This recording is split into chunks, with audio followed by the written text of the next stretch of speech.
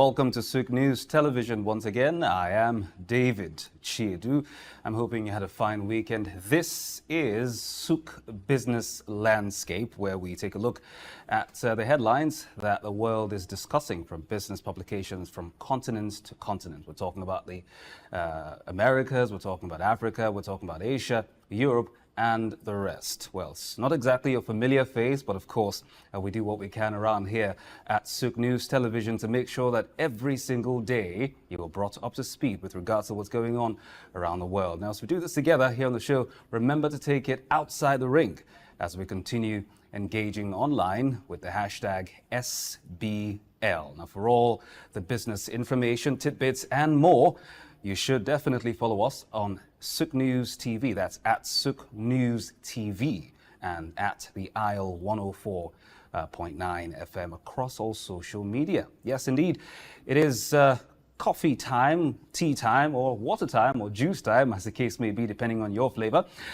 Yes, a hot one will definitely set your day right as you get up and go, waking up hopefully on the right side of your bed to, take on the world as far as business today is concerned. As we, as the case is, let's quickly break calls when we return. It is SBL Showtime on SOUQ News Television. Stay with us.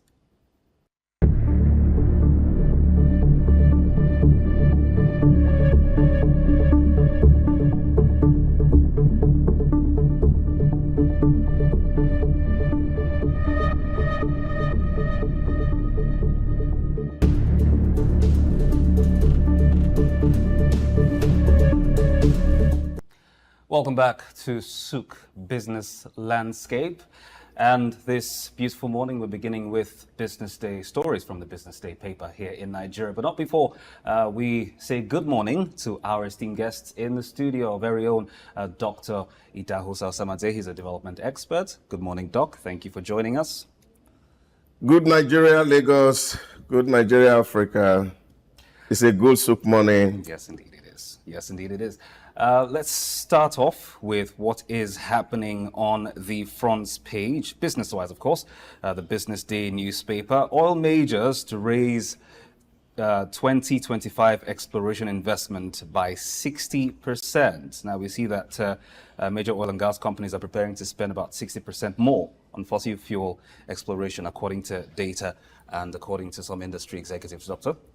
Well, that for me is like a kind of a dream come true, really, right now, seeing this happening.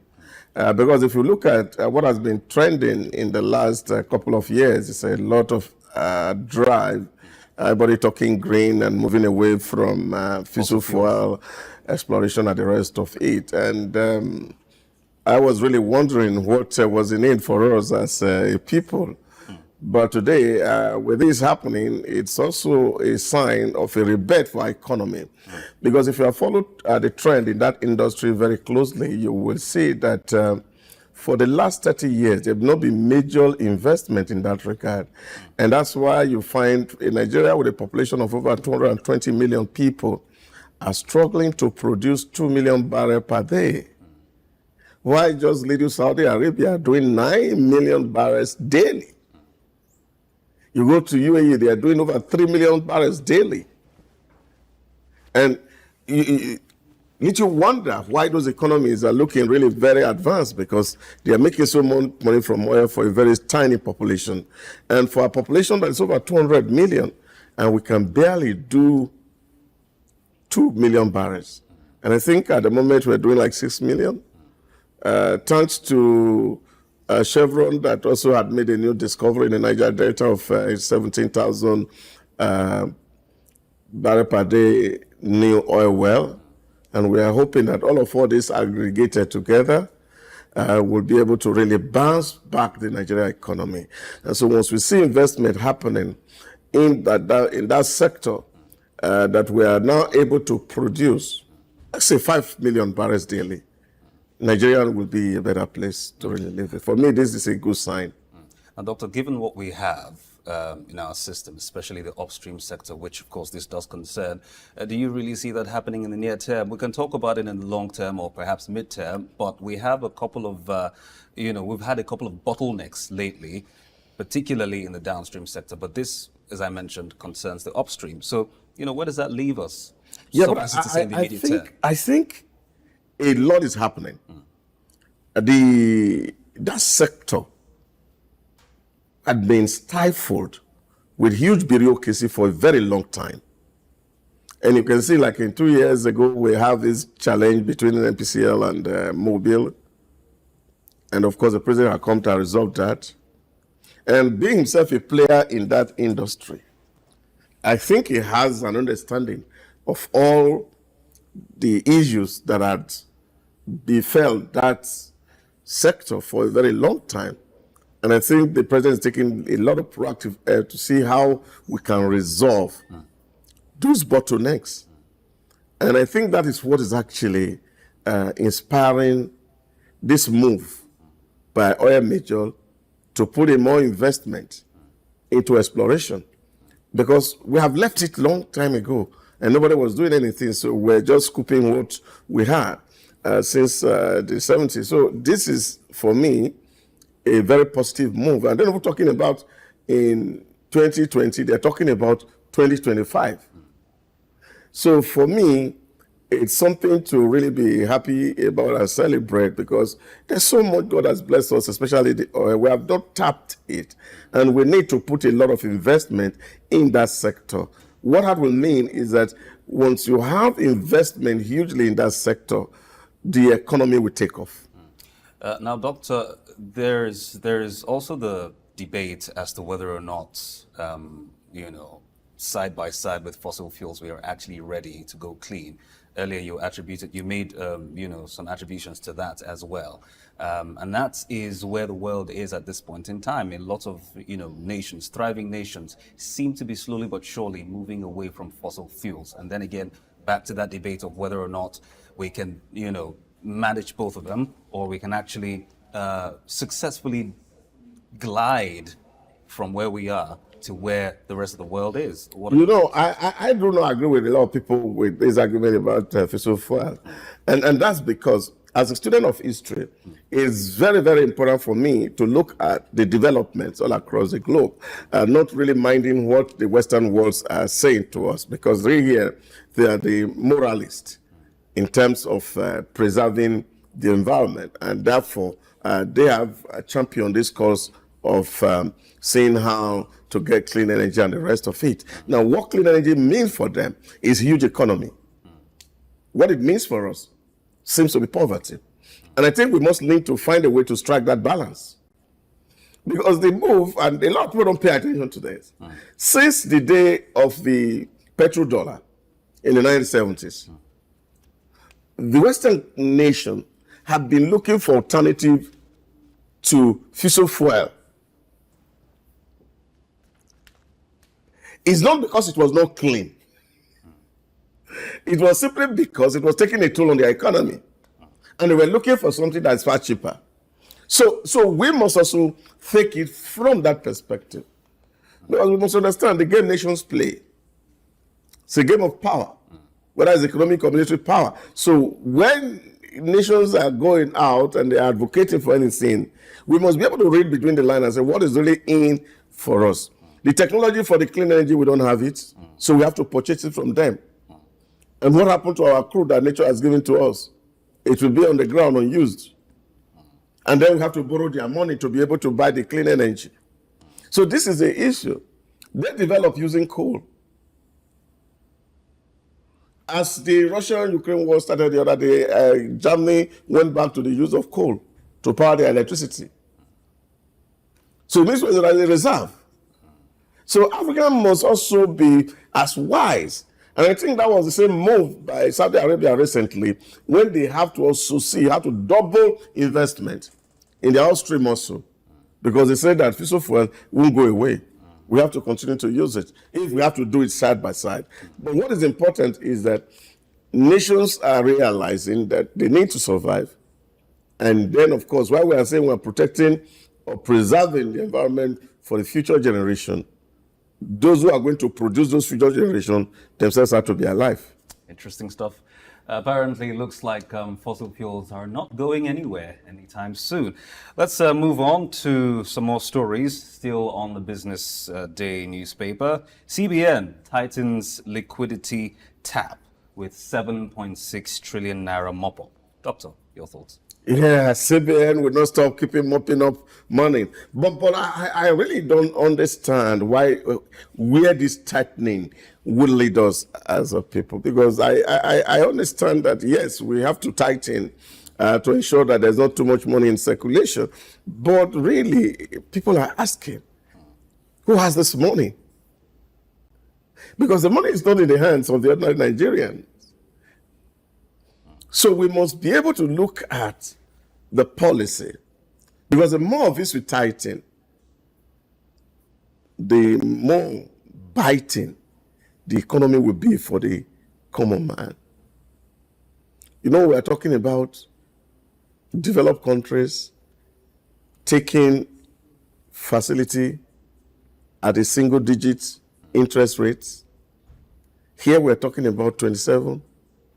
And by the time you factor in management, levy, every other thing, for a commercial bank to give you a loan, you are talking almost about 32%. That's massive. How that produces profit, generates employment, is something that we must have to look at. So whoever it is, even if it's the big boys that are taking this facility, definitely those rates will be passed down to the common man. So I feel that there's a need for the CBN to really create that balance. Why mop up? We must look for ingenious ways to do it rather than merely raising rates. May I ask, Doctor, for some specifics when you talk about, finding other ways to do it? You see, for me, what are we talking about? We're talking about the CBN having oversight on the money that is in circulation.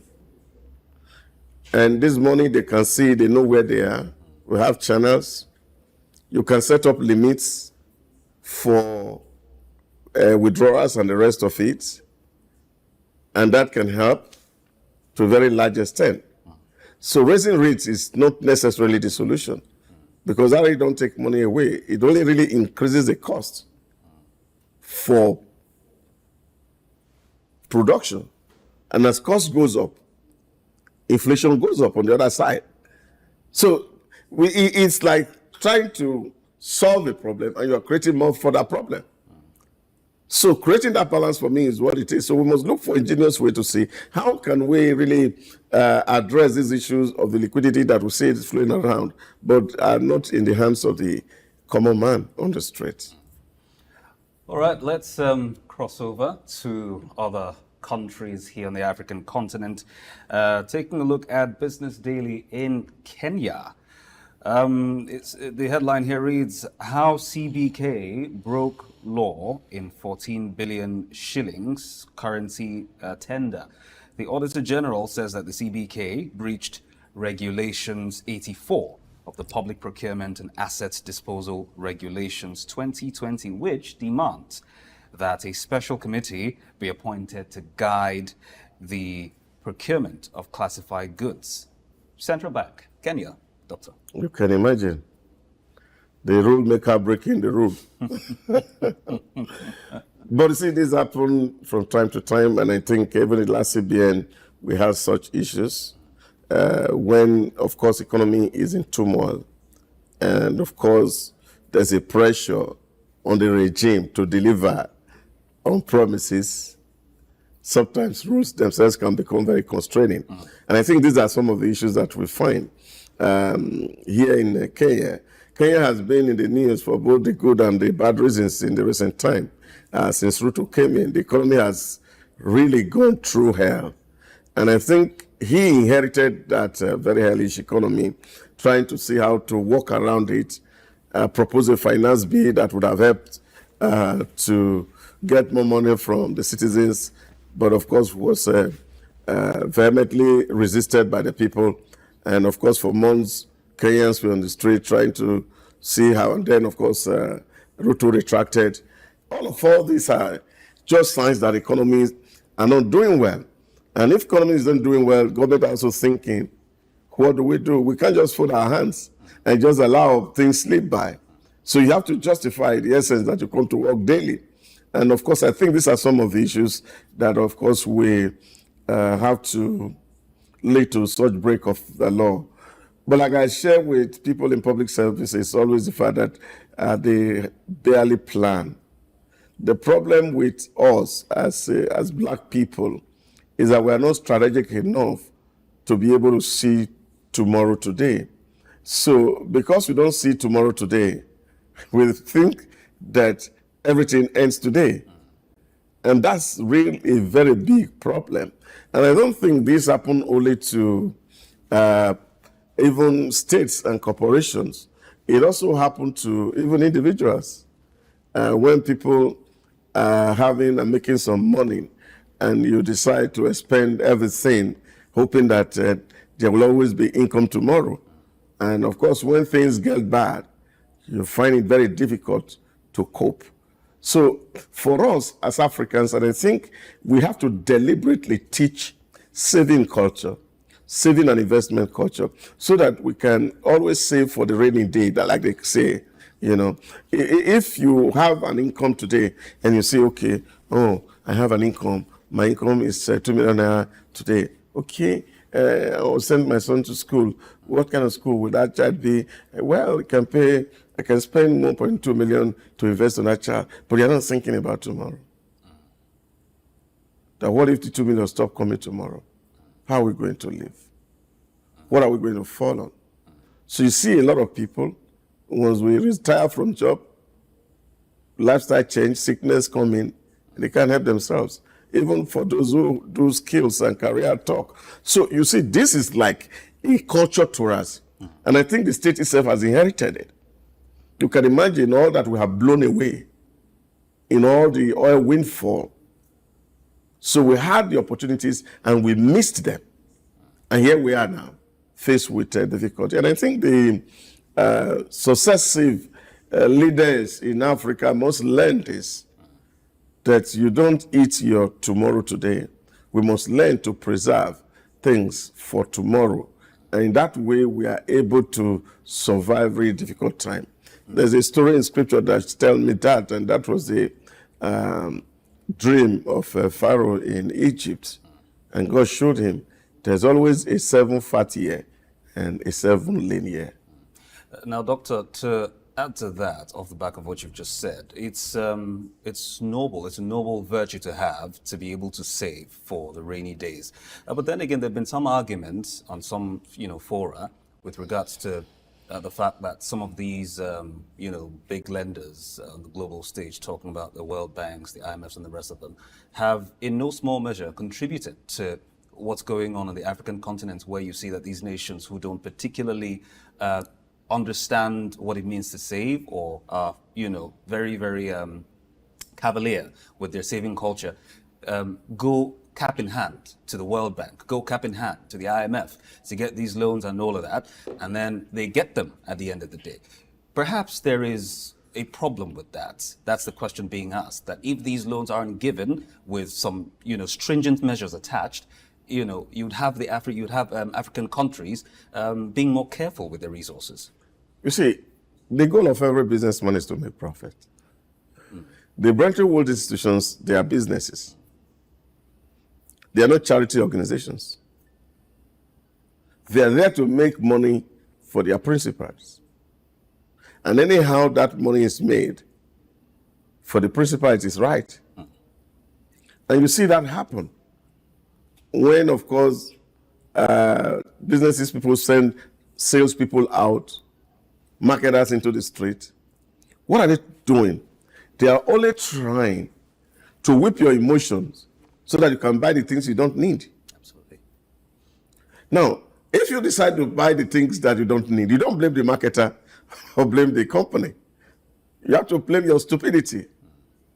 It's because you don't have a plan. But if you have a plan, and the plan is intact in place, and people are asking you to come and take what you don't need, you say, no, this is not what I need. So I think that's where we really need to grow up. I don't like when people blame IMF or World Bank or the West for a predicament. I blame the stupidity or the foolishness of some of our leaders who will not think through a process before putting their pen on a paper to sign up things. If we are strategic, which means we have said that this is how we are going to live in the next 3 years, in the next 4 years. And then we are following this plan step by step. Now, as we walk through the plans, we can make mistakes. We can reshape the plans. All of those can happen because of its flexibility. But that will not make you to do the things that you have not in place. You know what we call like a window shopping? People go to the market and you don't have the list in your hand. And then you just say, oh, this is beautiful. You buy. But in your heart, you're actually going to the market to go buy your soup ingredient. And by the time you reach where the soup ingredient, you have finished your money because you have bought things that you really didn't plan for. So I think that's the situation with many of African leaders. We need to be able to sit down and think through what revenue we are expecting and how we expect them, how we intend to spend them, and they must be written in black and white. And they must tally with our global goal to say, yes, we want to take 35 million people out of poverty. How will this be done? There should be a strategy in place. Taking 25 million out of poverty is no mean feat. Even developed nations can create 5 million jobs with all their technology. So which means you have to be ingenious. There must be plan written black and white to say this is what we are going to do in the first month, in the second month, in the first year, in the second year, in the third year, and then we will reach our goal. But most of the time, our budgets, which of course supposed to be that document, strategic document, don't point to that. And that's why we are permanently on deficit. But there's a nation that overcame that scarcity mentality, and that was Singapore. That they had to make a law in Singapore that the worst budget that you can have is a balanced budget. No room for deficits. So when we cannot think that way, we will not expect anything miraculous to happen. So when we put a peg and say, look, going forward, no deficit budget. We will only spend what we can generate. So if we must spend more, then we have to generate more. So these are the kind of things that I expect that leaders should put their hands into. And so when you are vying for office, you have your plan of where you want to take the nation to. So it's not when you get to the office, then you are now sitting down and we are doing meetings upon meetings, wasting resources, and they are not translating into really visible achievement. This is a problem that many African leaders really need to deal with, to see how do we sit down around the table and say, where are we going? How many roads are we constructing? What's the total cost of this road? How are we going to get the money to construct this road? Where's the money coming from? What instrument will it take? All of these things have to be done and scientifically at that. And at the end of the day, you can see progress become really cumulative. So if you do one today and we move by 10 years, we'll see, everywhere has said, because like I say, Rome was built a day. It took time to construct Rome. Now, Doctor, just harping on the last point you made, cumulative growth or cumulative success. Let's talk about the China model, for instance. You mentioned earlier about 35 million jobs and you know how difficult it will be. But China was able to, since I reckon 2012 or 2013, create room for growth, lifting 100 million people out of poverty. I want to believe that that involved creating about 100 million jobs. This is, speaking from an outsider's point of view, as you were, by creating some alleviation programs, infrastructure that fed back into the system and helped achieve that. Let's talk about the China model. Yeah, but that is simple. What the Chinese do, empower their citizens to fill the whole world. So when you go to Bangladesh, you see Chinese there. If you go to America, you see Chinese there. If you go to Angola, you see Chinese there. If you go to Djibouti, where there's war, you will see Chinese there. If you go to Zamfara, where we cannot enter now, our children cannot farm, you will see Chinese there. That's what China did to move their people out of poverty. So it's important for us to understand that nations are strategic. China has also looked at how the world had grown. When Europe was in deep distress following the industrialization that created so much unemployment, they were also thinking how to ship their social pressure out of the continent. So they went on expeditions. A lot of them traveled and they were looking for goods everywhere, pepper, all these things, tomatoes, everywhere across the globe. And they were on the sea, traveling for days. And then they saw lands where people were really not doing well. And of course, eventually, they took them over as colonization and shipped some of their people who were not engaged, and they became new masters in this colonial land. Now, this is strategy. And this is what Africans also need to realize, that if you're going to be deliberate in doing society, saying you have to be purposeful. Look at, for example, we're talking about Japan most of the time, and there's no even strategy around it. There's no strategy around it. If you were in school in the 70s, you will see that almost everybody who taught mathematics, taught chemistry, physics, were all Indians. They were all Indians. They were deliberate. So it is not by happenstance that, take for example, India is the software headquarters in the world today. And it's also not by happenstance that China becomes the hardware capital of the world. How did they do this? They embarked on reverse engineering. Chairman Mao Zedong closed the border of China for over 30 years without interaction with the world, created a new culture, and now we can see what that has done for these people. So this is the thing. A friend of mine once asked me and said, take for example, your people, you just have about 200 million people. That's a huge asset. It is. Can your government just start to train engineers or medical doctors and ship them everywhere in the world?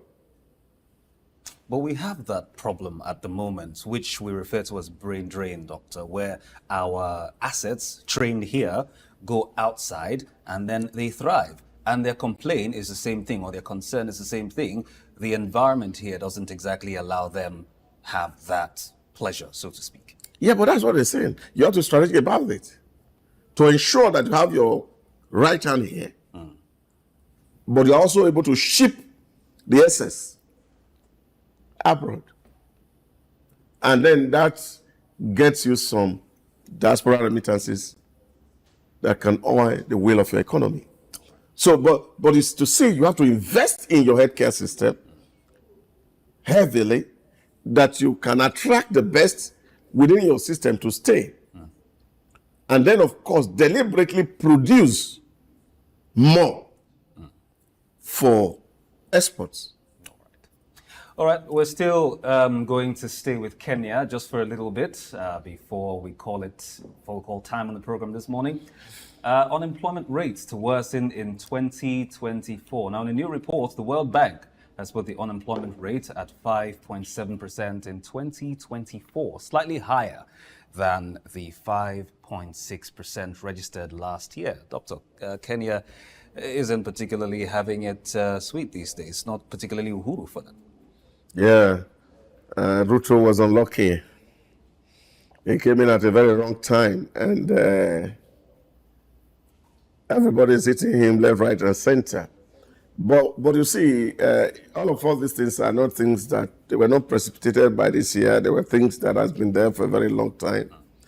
When we have failed to manage the economy, when, of course, there were opportunities, and then we lost it to corruption, to malfeasance of public officers and the rest of it. So that's the bane of the African development. Unemployment is growing. You can imagine people who are leaving school on a daily basis, they are not being employed, because those who left yesterday were not employed. So how do you expect those who will leave today to be employed? So if the one who left 3 years ago had not been employed, how do you expect the one that who will leave school in the year after to be employed? Now, these are challenges that we'll almost also face. But one thing that is also missing in all this is that the fact that African leaders also must find a way to understand that just sending people to school is not enough. That people must be given skills, things that they can do. And that, for me, is the real way to go. I was so impressed on Saturday, and I met two young boys who had first class in engineering, and they were interested in music. You can look at it. Yes, he may not find job as engineer, but of course, he can scratch the deck as a DJ, and he's making an earning a living. So people must learn some skills, and that's the only way people can get off unemployment market. But if we think that there's a way we can continue to have people employed, then we may have to sleep for a very long time, because that dream may not come to an end soon. Well, all right, that's the much we can take this morning on SOUQ Business Lounge. It's been quite the engaging and insightful conversation so far, with headlines making the rounds across the board, speaking about it from the Nigerian context and, of course, other countries on the African continent and beyond. Many thanks for watching SBL this morning. Dr. Idaho Samanze has been our guest and giving us his thoughts. He's a leadership expert and a development expert as well. It's been quite the time. We're going to do this again tomorrow at the same time. Do join us for another edition of, on Wednesday, beg your pardon, for another edition of SBL. But in the meantime, stay tuned to SOUQ News Television, because at the top of the hour, the news update comes up. And of course, it's fantastic conversations on early exchange. I am David Chiedu. Good morning.